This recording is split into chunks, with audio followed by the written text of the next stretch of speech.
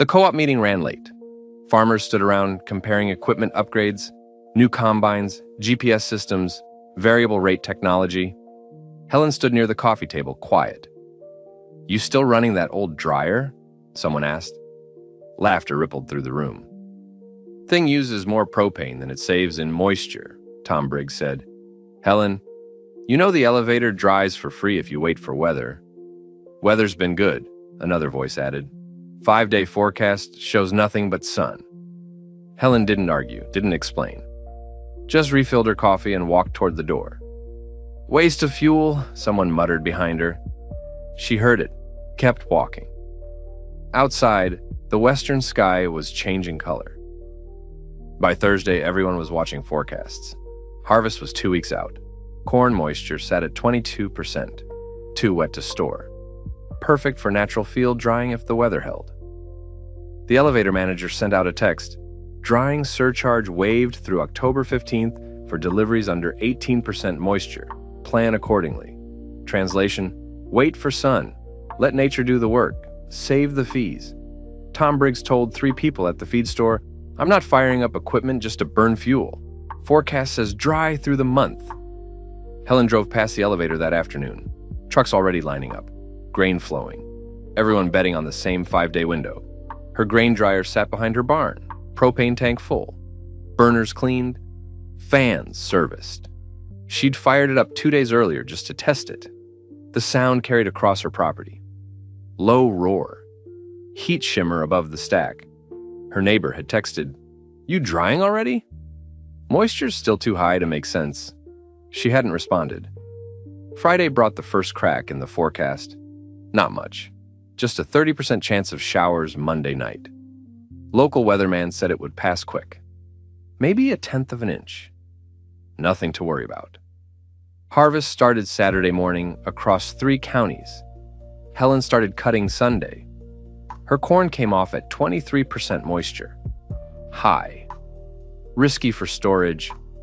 She ran the first load straight into her dryer. The old machine fired up smooth. Propane flames heating air that moved through the grain column. Slow process. Loud. Fuel intensive. Her son asked, "Mom, why not just wait? Everyone says it's going to dry down in the field." Helen didn't answer right away. The dryer roared behind them, heat pouring off the stack. "Maybe it will," she finally said. By Sunday night, she'd dried 800 bushels down to 15%. Bone dry. Safe for storage. The propane bill was going to hurt. Monday, the forecast changed. Not showers. Rain. Real rain. 40% chance, then 60. The system had stalled somewhere over Kansas and was sliding northeast. Tom Briggs called the elevator. "If I cut tomorrow, can you take wet grain?" "We're already backed up," the manager said. "And if this rain hits, we're going to have a line a mile long. Wait if you can." Tom hung up, looked at his fields. Corn, standing at 21% moisture now. Close, so close. He decided to wait. Helen kept cutting, kept drying. The old machine ran 18 hours. Monday, heat and noise and propane burning at $2, 40 a gallon. Her neighbors drove past and shook their heads. "She's panicking," someone said at the cafe Tuesday morning. "Wasting fuel over a rain chance." Tuesday afternoon, the rain started. Not hard at first, drizzle, mist, the kind that feels like nothing. It didn't stop. By Wednesday morning, it had rained 1.5 inches, steady, soaking, the kind that doesn't run off, just sinks in.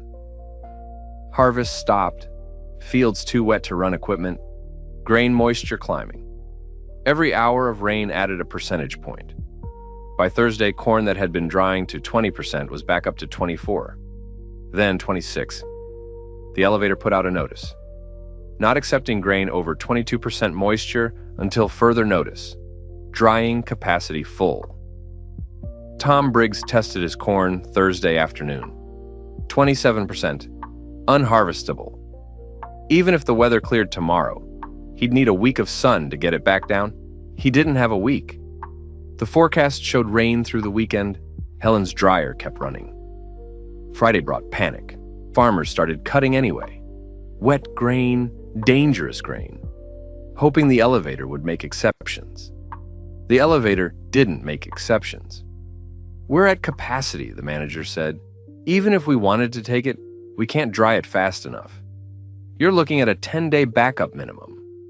10 days of wet grain in a truck meant spoilage, mold, heat, total loss.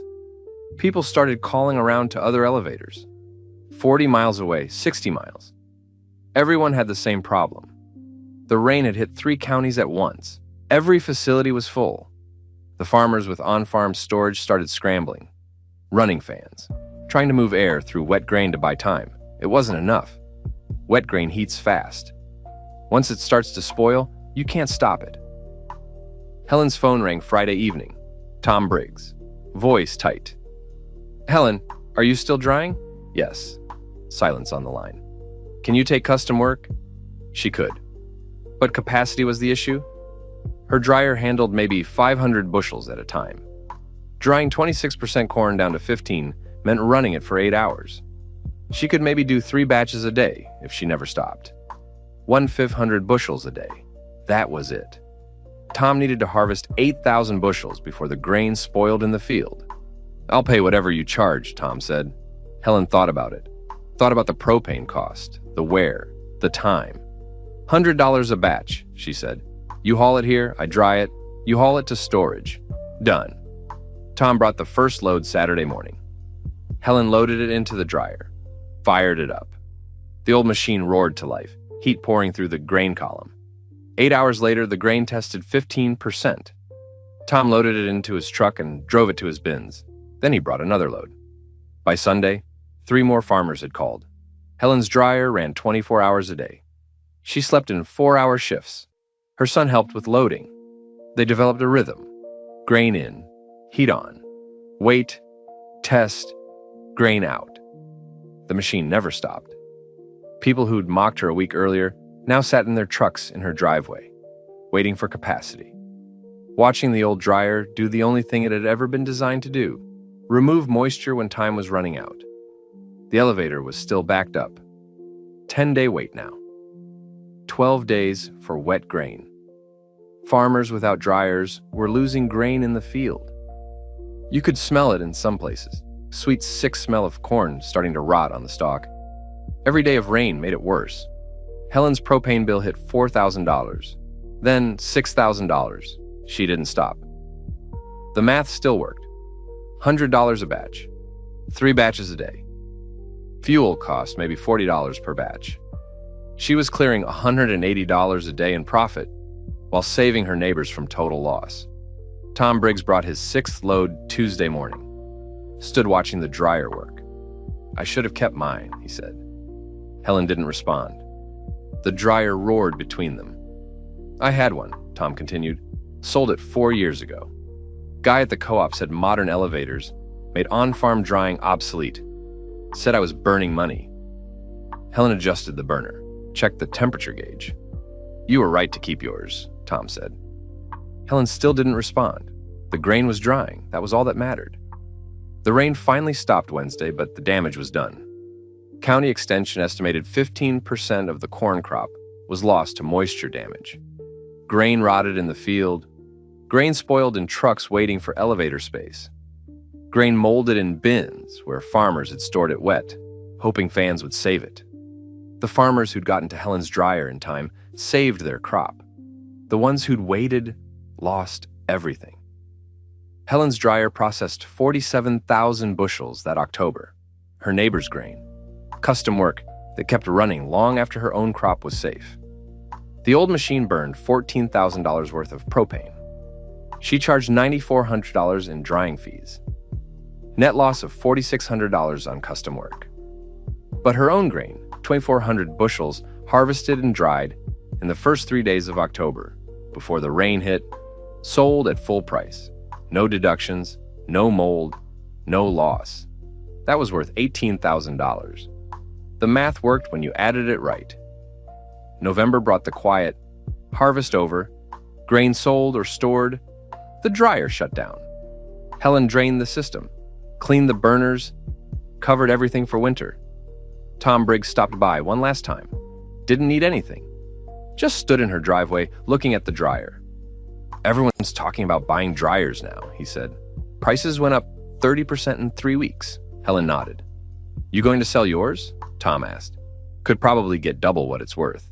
"No." "Why not?" "Because next year it might rain again." Tom laughed, not mean this time, just tired. "Yeah, it might." He left. Helen walked back to the barn. The dryer sat silent now. Old metal, simple design, propane burner, fan motor, temperature gauge. Nothing fancy, nothing modern. Just the one thing that worked when everything else failed. December brought the letters, equipment dealers, companies selling new dryers, everyone with a pitch, modern technology, computer controls, fuel efficiency, payment plans. Helen threw them away. The co-op manager stopped by one afternoon. Friendly visit. "Just checking in." "Hell of a harvest," he said. "And yes, your dryer saved a lot of people."